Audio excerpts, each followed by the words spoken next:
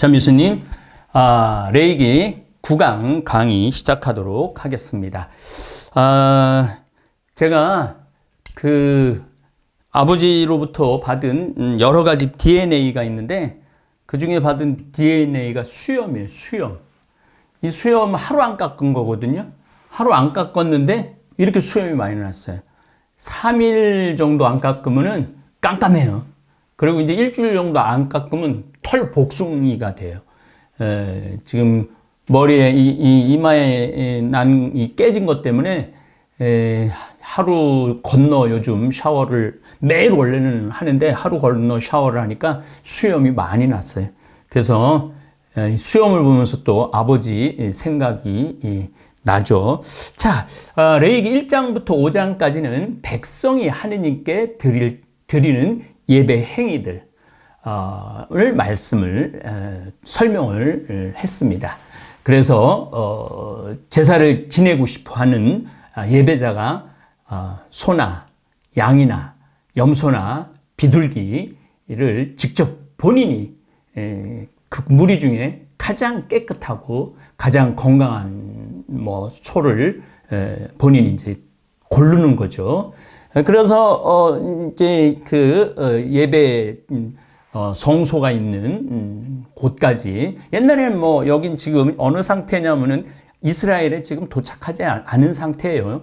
광야에서 지금 떠돌면서 성막을 치고 그 성막 안에 들어오면은 성막 길이는 지난번에도 설명을 드렸지만 한 20m, 50m 정도 되는 성막 안으로 소를 끌고 들어가는 거죠. 그래서 그 안에 이제 성소가 있고 지성소가 있는 거죠. 지성소에는 십계명, 그 다음에 아론의 지팡이가 있고, 그 다음에 마지막에는 만나도 갖다 놓습니다.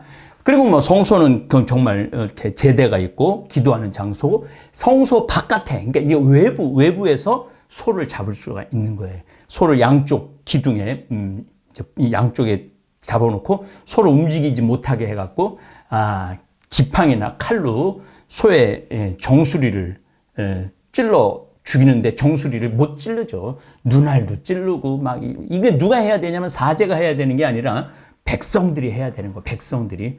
그리고 죽이기 전에 손에 머리에 안수를 합니다. 안수를 하면서 자기가 지은 죄를 그 소에게 전가시키는 거죠. 그리고 그 소를 비참하게 죽이면서 내가 다시는 이런 죄를 짓지 않으리라. 그래서 1장부터 5장까지는 백성이 예배를 드리는 어떤 도리에 대한 말씀을 드렸습니다.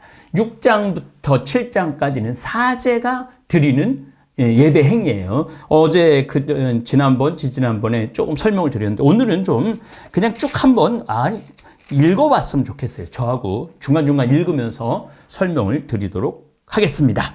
번제물을 바칠 때 사제가 지킬 규정, 주님께서 모세에게 이르셨다. 너는 아론과 그의 아들들에게 이렇게 명령하여라. 아론은 직분을 수행한 레위 지파에. 그래서 우리가 지금 읽는 것이 레위기예요. 레위기. 그의 아들들에게, 그러니까 그 아들들도 역시 사제직을 이제 직분을 수행하는 거죠. 이렇게 명령하여라. 번제물에 관한 법은 다음과 같다. 번제라는 것은 태우는 거야. 국기름, 내장이라든지 이런 거 있잖아요. 우리 이렇게 소 잡으면은 여러분들 순대 같은 거, 여러분들 그런 내장들, 그런 것들을 여러분들 막창도 있잖아요. 막창, 대창 이런 것들 얘기하는 거예요. 그런 걸 태우는 거예요. 번제물에 관한 태워서 하느님께 연기를 살라 올라 바치는 관한 법은 다음과 같다. 번제물은 아침까지 밤새도록 제단 위 제물을 태우는 곳에 그대로 있어야 하고 제단의 불은 계속 타고 있어야 한다. 이 불은 어떤 의미냐면은 인간이 하느님에 대한 사랑, 멈춰서는 안 된다는 거예요. 또 하느님의 영이 계속 불타고 있어야 돼. 하느님의 영이 그곳에 머물러야 돼. 그래서 계속 불타고 있어야 돼. 또 한 가지는 이집트에서 탈출할 때 불기둥이 이스라엘을 이끌었죠. 그 불기둥을 기억하면서 계속 타고 있어야 한다. 사제는 아마포 옷을 입고 아내는 맨몸에 아마포 속바지를 입는다. 아주 정결하게 해야 된다는 거죠. 이런 데서부터 정결례가 나오기 시작합니다. 제단 위에서 번제물이 불에 타고 남은 재는 쳐서 제단 옆에 둔다. 그리고 그 옷들을 벗고 다른 옷으로, 이제 재를 버릴 때는 다른 옷으로 갈아입은 다음 그 재를 진영 밖 정결한 곳으로 내간다. 이제 사실 제가 여러분들한테 강의할 때 지금도 로만 칼라 하고 면도도 싹 하고 깨끗하게 이렇게 해야지 이 지금 레이기에 어떻게 보면 합당한 것인지도 모르는데, 하도 제가 여러분들하고 오랫동안 하다 보니까 그냥 생활 안에서 이렇게 만나고, 그래서 다시 로만 칼라를 차고 해야 되나 이런 생각을 레이기를 읽으면서 해봅니다. 제단 위에 불은 계속 타고 있어야 하며 꺼져서는 안 된다. 이제 알아듣겠죠, 여러분들? 사제는 아침마다 제단 위에 장작을 피워 번제물을 그 위에 차려놓고 친교 제물의 굿기름을 그 위에서 살라 바친다. 자, 친교 제물이 또 나왔어요. 번제 제물이 나왔고 친교 제물이 나왔어요. 번제는 하느님께 경배를 드리는 거예요. 친교는 그야말로 나눔이야. 서로의, 야, 우리 오늘 파티 한번 하자. 그러니까 하느님하고 나하고의 어떤 친교, 우리 커뮤니티라고 표현을 하긴 하는데, 그런 친교 제물의 굿기름을 그 위에 살라 바친다. 제단 위에서는 불이 꺼지지 않고 늘 타고 있어야 한다. 불이 늘 타야 된다는 얘기를 계속 강조하고 있죠. 곡식 제물을 바칠 때 사제가 지킬 규정. 곡식 제물에 관한 법은 다음과 같다. 아론의 아들들이 그것을 주님 앞, 곧 제단 앞에서 바친다. 곡식 제물로 바친 고운 곡식 가루 기름과 제물 위에 얹은 향 전부를 한 손 가득 퍼내, 한 손 가득 퍼내는 거죠. 제단 위에서 주님을 위한 향기, 곧 기념 제물로 살라 바친다. 나머지는 아론과 그의 아들들이 먹는데 누룩을 넣지 않고 거룩한 곳에서 먹는다. 누룩을 넣지 않는다는 것은 변하지 않는 약속. 제가 소금에 대한 말씀 드렸죠. 하나님하고 인간에게 약속을 한번 했으면 변하지 않아야 돼. 그러니까 누룩을 넣어버리면 빵이 부풀어 오르잖아요. 변하는 거야. 그리고 소금이 있어야만이 변하지 않는 그러한 영원히 하느님과 약속이 계속 지켜진다는 그런 의미를 가지고 있는 거죠. 제물을 위에 얹은 향 전부를 한 손 가득 퍼내어 제단 위에서 주님을 위한 향기 곧 기념 제물로 살라 바친다. 이것도 살라 바치는 거예요. 나머지는 아론과 그의 아들들이 먹는데 누룩을 넣지 않고 거룩한 곳에서 먹는다. 곧 만남의 천막 뜰에서 그것을 먹는다. 제가 말씀드렸잖아요. 성막을 이렇게 졌는데 이렇게 이제 전부 다 이 천으로 방벽을 치고 문을 열고 들어가고 그 뜰이 있어요. 그 뜰에서 먹어야 된다는 거죠. 다른 데서 먹으면 안 된다는 것이에요. 누룩을 넣고 구워서는 안 된다. 누룩을 넣으면 안 된다는 것은 그것은 나에게 바친 화제물 가운데 내가 그들의 몫으로 준 것이다. 여기 화제물이라는 건 불화자를 말합니다. 태운 제물 가운데 내가 그들의 몫으로 준 것이다. 그것은 속죄제물과 보상제물처럼 가장 거룩한 것이다. 자, 번제제물, 곡식제물, 속죄제물, 보상제물, 이렇게 제사가 5가지로 나눠진다고 그랬죠. 친교제물 5가지. 지금 우리 그것에 대해서 공부를 하고 있습니다. 그것은 속죄제물과 보상제물처럼 가장 거룩한 것이다. 아론의 자손들 가운데 남자는 모두 그것을 먹을 수 있다. 이는 그러니까 사제들은 먹을 수 있다는 얘기예요. 이는 주님에게 바치는 화제물과 관련하여 너희가 대대로 지켜야 할 영원한 규정이다. 이 제물에 닿는 것은 무엇이든 거룩하게 된다. 주님께서 모세에게 이르셨다. 아론과 그의 아들들이 기름 부음 받은 날 주님에게 바쳐야 하는 예물은 이러하다. 고운 가루 10분의 1 에파를 정례 곡식 제물로 바치는데 반은 아침에 반은 저녁에 바친다. 이 예물은 번철 위에서 기름을 섞어 만드는데 잘 반죽하여 구운 것을 여러 조각으로 부수어 그것을 곡식 제물로 가져와 주님을 위한 향기로 바친다. 자, 여기서 에파라는 말이 나오는데 22리터를 말합니다. 22리터. 꽤 큰 거죠. 22리터면은 한 4분의 1가마 정도 되죠. 이 예물은 번철 위에서 기름을 섞어 태우는 철 위에서 기름을 섞어 만드는데 잘 반죽하여 구운 것을 여러 조각으로 부수어 그것을 곡식 제물로 가져와 주님을 위한 향기로 바친다. 아론의 아들들 가운데서 그의 뒤를 이어 기름 부음 받은 사제가 이 예물을 만든다. 이는 영원한 규정이다. 이 제물은 주님에게 온전히 살라 연기로 바친다. 연기로 바치는 게 굉장히 중요하죠. 사제의 모든 곡식 제물은 온전히 바쳐야 한다. 누구도 그것을 먹어서는 안 된다. 속죄 제물을 바칠 때 사제가 지킬 계명. 잘못했을 때 바친 이제 번제물 나왔죠. 곡식 제물 나왔죠. 그다음에 속죄 제물 나옵니다. 주님께서 모세에게 이르셨다. 아론과 그의 아들들에게 이렇게 일러라. 속죄 제물에 관한 법은 다음과 같다. 속죄 제물은 번제물을 잡는 곳, 태워서 잡는 곳, 곧 주님 앞에서 잡는다. 이 제물은 가장 거룩한 것이다. 속죄 제물을 바치는 사제가 그것을 먹는데 속죄 제물은 먹을 수 있어요. 거룩한 곳, 곧 만남의 천막 뜰에서 먹는다. 여러분 우리 편집하는 친구들이 보여줄 거예요. 그 고기에 닿는 것은 다 거룩하게 된다. 그 피가 옷에 튀었을 때는 피가 튄 데를 거룩한 곳에서 빨아야 한다. 그 제물을 삶은 옹기 그릇은 깨트려야 한다. 옹기를 깨트려야 된다는 거예요. 청동 그릇에 삶았으면 문질러 닦고 물로 헹궈야 한다. 자, 청동 그릇. 이게 무슨 얘기냐면 이게 청동기 시대였다는 거예요. 청동기 시대. 철기 시대가 아니고 구석기 시대, 신석기 시대, 청동기 시대, 그다음에 철기 시대로 넘어가는 거죠. 청동 그릇. 그러니까 방자. 여러분들 방자 육이 알죠? 그걸 청동이라고 그럽니다. 청동 그릇에 삶았으면 문질러 닦고 물로 헹궈야 한다.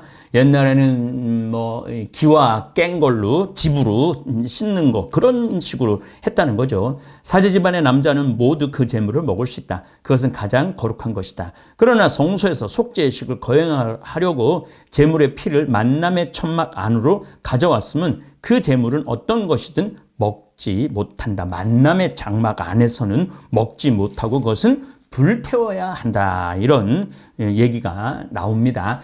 자, 이제 지난번에도 희생제물에 대한 이제 언급을 했는데 오늘도 잠깐 희생제물 좀 공부를 좀 했으면 좋겠어요. 희생제사는 하느님께 드리는 이스라엘 경신의 가장 중심에 위치합니다. 희생제물을 바치는 거예요. 이 제사는 거룩한 장소면 어디에서든지 행해졌다. 그러나 기원전 7세기경 요시야 왕의 개혁 초기부터 이 요시야 왕이 정말로 구약성서를 읽어보고 모세오경을 읽어보고 우리도 다시 그 시대로 돌아가자라고 종교 개혁을 한 왕입니다. 초기부터 오직 예루살렘 성전에서만 시행되어 온 것으로 보인다. 예루살렘 성전에서는 아침과 저녁으로 매일 제사가 봉헌되었다고 탈출기 29장 38절에서 42절 한번 읽어보도록 하겠습니다. 1일 번제물, 내가 제단 위에서 바칠 것은 이러하다. 1년 된 순양 2마리를 거르지 말고 날마다 바쳐야 한다. 어린 순양 1마리는 아침에 바치고 다른 1마리는 저녁 어르슴에 바쳐라.